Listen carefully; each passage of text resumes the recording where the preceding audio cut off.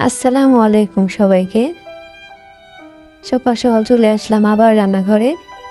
প্রতিদিনের ওই একই কাজ, সকাল থেকে রাত পর্যন্ত। শরীরটা বেশি ভালো নেই, তাই আজকে একদম সাধারণ নাস্তা। মেয়েদের জীবন বড়ই অদ্ভুত। হাজার কষ্ট থাকা সত্ত্বেও, শরীর অসুস্থ থাকা সত্ত্বেও একই কাজ প্রতিদিন করে দিতে হয়। অন্যকে খুশি করতে করতে সে নিজের খুশিটাই ভুলে যায়।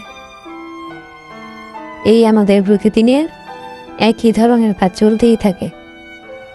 জানি না তোমাদের কার সাথে কেমন হয়, অনেকের সাথে এমনটা হয়ে থাকে। যে আমার রাস্তা রেডি,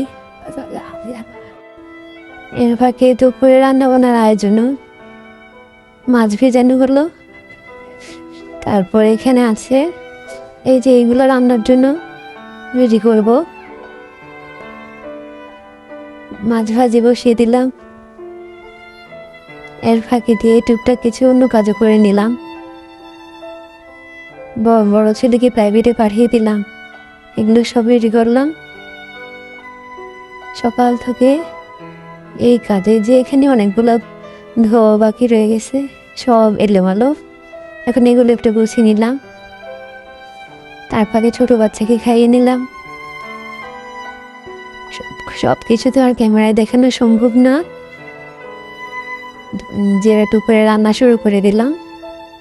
তার মাঝখানে আবার অফ ক্যামেরাতে ছোট বাচ্চাকে একটু পড়াশোনা করে আসলাম।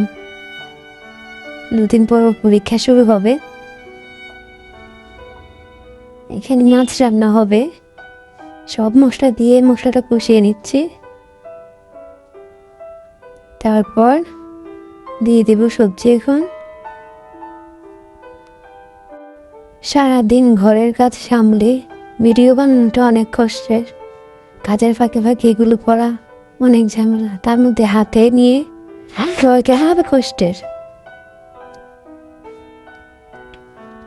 হাতে নিয়ে করা অনেক ঝামেলার, তারপরেও করতে হয়, কিছু করার নেই। করতে চাইনি, তারপরেও নিজের কিছু প্রয়োজনে করা হচ্ছে। ভেবেছিলাম এমনিতেই ভালো ছিলাম, বাচ্চা কাচ্চা নিয়ে ঘর সামলানো, বাচ্চাদের দেখাশোনা করা, পড়াশোনা করানো। কিন্তু কিছু কিছু ক্ষেত্রে দেখা যায় এক সময় গিয়ে মেয়েদের কিছু ইনকামের প্রয়োজন পড়ে। 10টা টাকার জন্য অন্যদের কাছে কৈফিয়ত দিতে হয়। কেন লাগবে, কি করতে লাগবে, কোন প্রয়োজন, কিসের অভাব, এইসবের চারিদিকে এইসব কিছু চিন্তা করে এই ভিডিও বানানো শুরু করলাম। জানি না সফল হবো কিনা। তোমরা যদি সবাই পাশে থাকো, সাপোর্ট করো, হয়তো বা হতেও পারে। ভিডিও ভালো লাগলে সবাই লাইক কমেন্ট শেয়ার করে দিবা, আর যদি বেশি ভালো লাগে সাবস্ক্রাইব করে দিও। পুরো ভিডিও আসলে ঘরের কাজ সব কিছু দেখানো সম্ভব হয় না। আরও অনেক কাজই বাকি থাকে যেগুলো অফ ক্যামেরায় করতে হয়। হাতে করা, ঝাড়ু দেওয়া, সব কিছু হাতে মোবাইল নিয়ে করাও সম্ভব না। বাচ্চার পড়াশোনা, খাওয়া দাওয়া, এগুলো আসলে আনিজি ফিল হয়।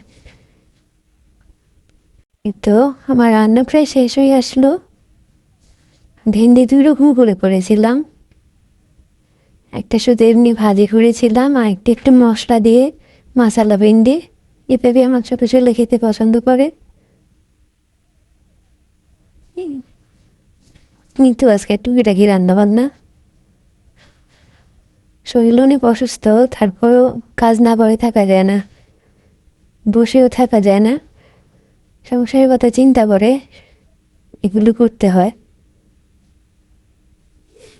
ভিডিওতে যদি কোনো ভুল ত্রুটি থাকে সবাই আমার দৃষ্টিতে দেখবা।